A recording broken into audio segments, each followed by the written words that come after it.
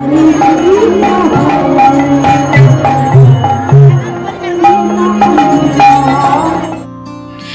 Friends, mister and Mrs Das blog চ্যানেলে তোমাদের সবাইকে স্বাগত জানাই। তো আমি দীপিকা আজকেও নিয়ে চলে এসেছি আরেকটি মজাদার ব্লগ নিয়ে।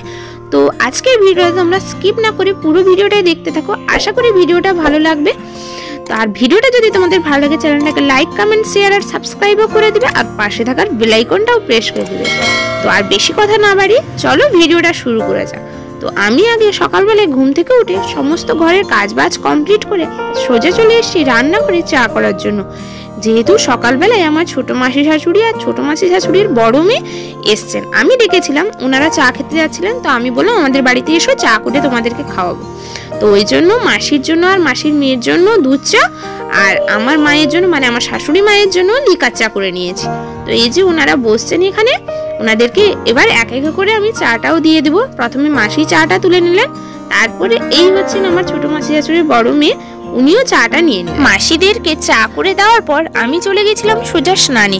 তো স্নান টান করে এখন রেডি হয়ে পড়েছি, যাব মন্দিরে। এর আগের ভিডিওতে তোমাদেরকে দেখিয়েছিলাম যে বালিশায় ঘট উত্তোলন হয়েছিল, আর বলেও ছিলাম আগের ভিডিওতে ওখানে 7 দিন হরির নাম সংকীর্তন হয়। তো ওইখানেই আমরা যাব পুজো দিতে, বাচ্চার মানে আমাদের পাপানের বাতাসা হোল্লোড করার জন্য। তো এদিকে আমি তোমাদের দাদা ভাই পাপান রেডি হয়ে গেছি, আর নিয়ে নিব ওখান থেকে ছোট মাসি শাশুড়ির বড় মেয়েকে মানে আমার আরেকজন ননদকে। তো আমি চলে এসেছি এখন ছোট মাসি শাশুড়ির বাড়িতে। এসে দেখি আমার ননদ এখানে এখনো পর্যন্ত বেরোয়নি। তো আমি বললাম তাড়াতাড়ি তুমি বেরিয়ে পড়ো, তোমার দাদাভাই সেখানে দাঁড়িয়ে আছে, আবার ঘুরেও আসতে হবে আমাদেরকে, এলে ঘরে রান্না বান্নাও আছে। তাই জন্য ও পটাপট করে এবার রেডি হয়ে নিচ্ছে, দিলেই আমরা 3 জনে মিলে বেরিয়ে চলে যাব। তো আমরা বেরিয়ে চলে এসেছি একদম মন্দিরের কাছে। এখানে পাপান সোনা দাঁড়িয়ে আছে, আর এদিকে দাঁড়িয়ে আছে ননদ। আর তোমাদের দাদাভাইকে তোমরা দেখতে পাচ্ছ না, তোমাদের দাদাভাই গেছে এখন বাইকটা রাখতে এক সাইডে। তো তোমাদের দাদাভাই এলে এখান থেকে আমরা বাতাসাটা কিনে নিব, তারপরেই চলে যাব একদম মন্দিরের ভেতরে। তোমাদের দাদাভাই এবার বাইক রেখেও চলে এসেছে, আর এখান থেকে আমরা বাতাসাটা এবার কিনে নিব।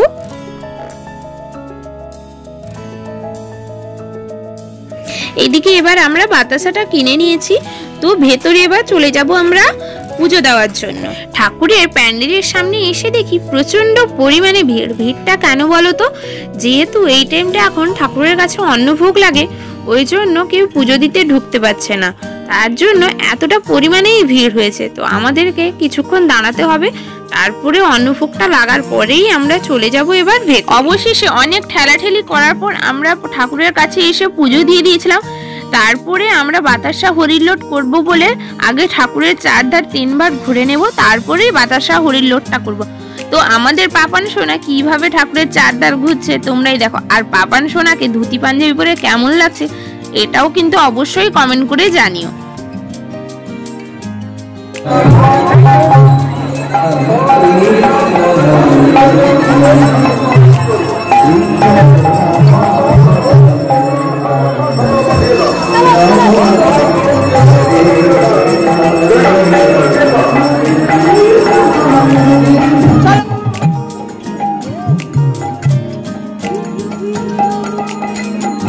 তো তোমরা দেখতে পেলে পাপান সোনা মাথায় ঝুড়িয়ে নিয়ে 3 পাকও ঘুরে নিল।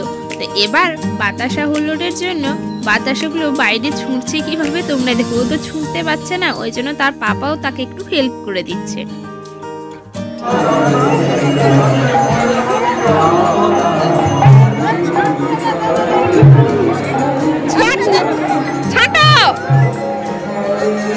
বাতাসা হরিলোট করার পর এবার চলে এলাম আমরা চণ্ডী মায়ের মন্দিরে পুজো দেওয়ার জন্য।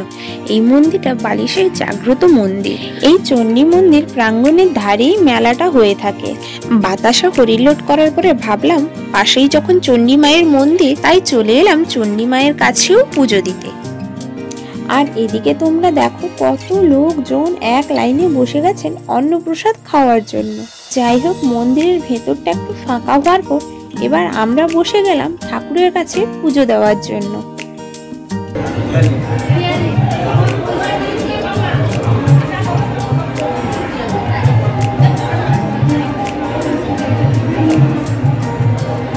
চণ্ডী মায়ের কাছে পুজো দেওয়ার পর বাইরে এসে আবার পাপান সোনার আবদার করেছে ওই যে হাতি বাঘ আছে ওর উপরে বসবে।